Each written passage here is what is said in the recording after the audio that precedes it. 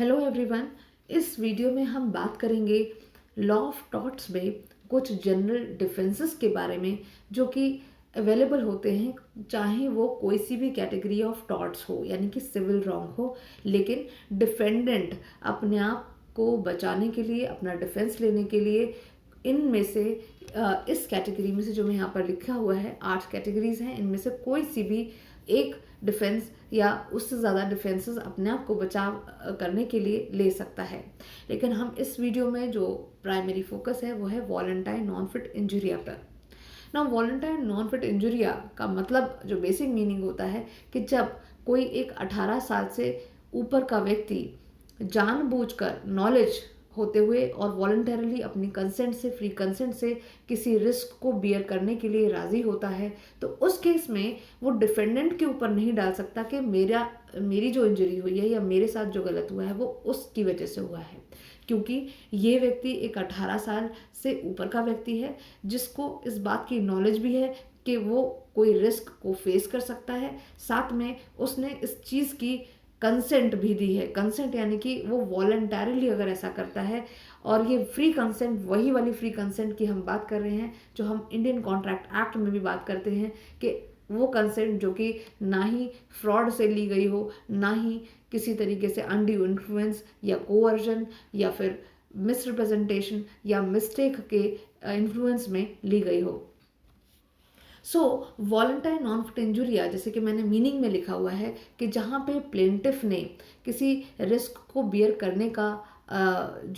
या किसी हार्म को बियर करने का जो कंसेंट दी हुई है, तो वहाँ पे उस प्लेंटिफ को कोई रेमेडी नहीं मिलेगी। क्यों? क्योंकि यहाँ पे ये माना जाएगा कि ऐसे प्लेंटिफ ने अपनी राइट्स को वेव कर दिया है और वो जानबूझ के और नोइंगली, जानबूझकर भी यानी कि वॉलंटरली भी, और इस बात के बारे में नॉलेज भी है, दोनों तरीके से उसको पता था कि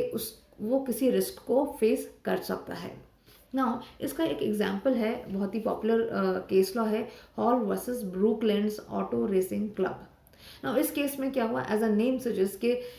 इस केस में जो प्लेंटिफ है जो कि एक ऑटो रेसिंग क्लब में एज अ स्पेक्टेटर बैठा हुआ है, और क्योंकि वहाँ पे जो ऑटो रेसिंग हो रही है और उनमें से क्योंकि रेसिंग है, ऑब्वियसली बात है, ये अपने आप में ही एक डेंजरस इवेंट है, और क्योंकि वो फर्स्ट रो में बैठा हुआ है एज अ स्पेक्टेटर, और जिस रेसिंग में जो पार्टिसिपेंट्स हैं उनसे वो एक्सीड कर जाते हैं बाउंड्रीज को, और इस स्पेक्टेटर को जो कि प्लेंटिफ है हॉल नाम का, इसको भी इंजरी पहुंचती है। अब सवाल ये उठता है यहाँ पर कि क्या ये हॉल नाम का जो प्लेंटिफ है, क्या ये ब्रूकलैंड्स ऑटो रेसिंग क्लब से किसी तरीके से अनइक्विटेड डैमेजेस के बारे में क्लेम कर सकता है या नहीं। तो इस केस में कोर्ट ने यही हेल्ड किया कि क्योंकि ये केस वॉलंटाइन नॉन फिट इंजुरिया का है, इसीलिए यहाँ पे प्लेंटिफ को कोई रेमेडी नहीं मिलेगी, यानी कि वो डैमेजेस के लिए एंटाइटल्ड नहीं है। नाउ और भी कुछ इंग्रेडिएंट्स होते हैं जो फुलफिल करने होते हैं वॉलंटाइन नॉन फिट इंजरिया का डिफेंस लेने के लिए बाय द डिफेंडेंट। जैसे कि अब यहाँ पर एक चीज़ और देखनी है कि ये एक्ट वही होना चाहिए जिसके रेस्पेक्ट में कंसेंट दी गई है। अब सपोज करो रेसलिंग जैसा इवेंट है, एक जो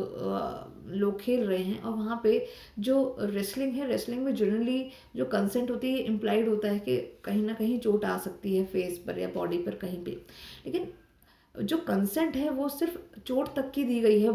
ऐसा नहीं कि जान से मारने की कंसेंट दी गई है कि हाँ आप मुझे जान से मार दो। तो कहने का मतलब ये है कि जिस एक्ट के रिस्पेक्ट में कंसेंट दी गई है उसी के रिस्पेक्ट में रिस्क बियर करने की प्रिजम्पशन ली जाएगी, और डिफेंडेंट को उतना ही लिमिटेड ही डिफेंस मिलेगा, यानी कि उसके बियॉन्ड अगर उसने कोई और रिस्क इन्फ्लिक्ट किया है जिसके लिए ना ही प्लेंटिफ को पता था, ना ही प्लेंटिफ ने वॉलंटरली कोई भी तरीके से कंसेंट दिया था, तो उस केस में डिफेंडेंट ऐसी डिफेंसेस लेकर अपने आप को नहीं बचा सकता। दूसरी चीज़ है कि कंसेंट ऐसी हो जो कि फ्रॉड के द्वारा तो बिल्कुल ना हो। जैसे कि एक केस था आर वर्सेस विलियम्स का, जहाँ पे एक लड़की जो कि एक म्यूज़िक टीचर से म्यूज़िक सीखने जाती है, और जहाँ पे उसका म्यूज़िक टीचर उसको ये समझाता है कि अगर वो इस म्यूज़िक टीचर के साथ सेक्सुअल इंटरकोर्स में जाएगी तभी उसकी जो वोकल कॉर्ड्स हैं वो और ज़्यादा बेहतर होंगी और उसका म्यूज़िक जो है वो और भी ज़्यादा बेहतर होगा। नाउ इस लड़की को नहीं मालूम कि इस तरीके से जो म्यूज़िक टीचर ने ये जो बात बोली है वो फ्रॉडलेंटली बोली है और यहाँ पे वो जो लड़की है वो कंसेंट दे देती है और she she has undergone this sexual intercourse with the music teacher। यहाँ पे सवाल उठता है क्या ये कंसेंट फ्री थी उस लड़की की तरफ से? The answer is again no. ये फ्रॉडलेंट तरीके से उसको इंड्यूस किया गया था कि वो इस तरीके का एक्ट करे उस म्यूज़िक टीचर के साथ में और इसीलिए ये कंसेंट जो है वो कैसी है, वो फ्रॉडलेंटली ली गई है, इसलिए इसको फ्री कंसेंट नहीं बोलेंगे। और क्योंकि यहाँ पे कंसेंट फ्री नहीं है इसीलिए ये वॉलंटाइन नॉन फिट इंजरिया का डिफेंस डिफेंडेंट यानी कि म्यूजिक टीचर यहाँ पर नहीं ले सकता। एक और सिचुएशन है consent by compulsion is no consent. Again अगर आप किसी यानी कि डिफेंडेंट अगर किसी दूसरे व्यक्ति से कंपल्शन में अगर कंसेंट ले रहा है और फिर उसी के ऊपर डाल देता है कि इसने तो खुद ही जानबूझकर ऐसा रिस्क लिया है, तो यहाँ पे भी डिफेंडेंट को ऐसा डिफेंस नहीं मिलेगा। जैसे कि एक सिचुएशन है जहाँ पे एक मास्टर है और वो अपने सर्वेंट से बोलता है कि अगर तुमने मेरे फ्यूरियस जो हॉर्सेस हैं अगर उनको कंट्रोल नहीं किया, जो कि ऑब्वियसली वो किसी से कंट्रोल नहीं होते, अगर तुमने एज अ सर्वेंट उनको कंट्रोल नहीं किया तो मैं तुम्हें नौकरी से निकाल दूंगा। इस वजह से वो जो सर्वेंट है वो उन घोड़ों को मैनेज करने के लिए, उनको कंट्रोल करने के लिए उनके पास जाता है जो कि ऑलरेडी फ्यूरियस हॉर्सेस होते हैं और ऐसे में वो घोड़ों के द्वारा इंजर हो जाता है।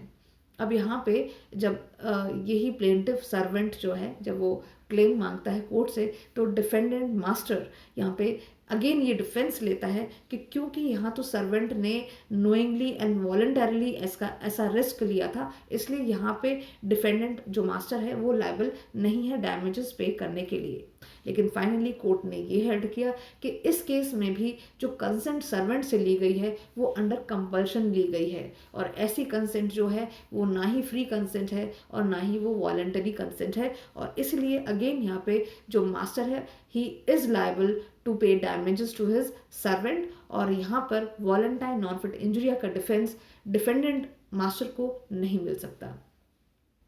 एक और सिचुएशन है जो कि बताती है कि mere knowledge is no consent, जैसे कि स्मिथ वर्सेस बेकर के केस में। ना ये कह रहा है कि चाहे एक व्यक्ति को पता है कि ये ऐसा रिस्क उठा रहा है लेकिन वो उस चीज़ के लिए हामी नहीं भर रहा है। अगेन ये कुछ ना कुछ आप कह सकते हैं कुछ जहाँ पे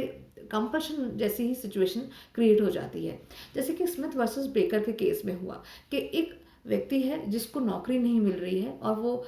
लेबर क्लास पर्सन है, तो जो भी एम्प्लॉयर होता है वो उसको अप्रोच करता है और उससे नौकरी के बारे में डिमांड करता है।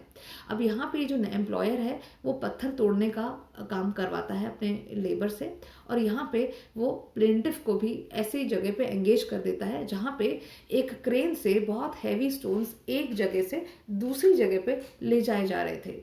और जहाँ पर इस प्लेंटिफ को काम करना था वो अपनी पोजीशन को चेंज नहीं कर सकता था, लेकिन उसके सामने ये सारी चीज़ें बार बार हो रही थी कि जो एक क्रेन थी जो एक जगह से दूसरी जगह पे और दूसरी जगह से इस तरीके से हैवी स्टोन्स को उठा रही थी।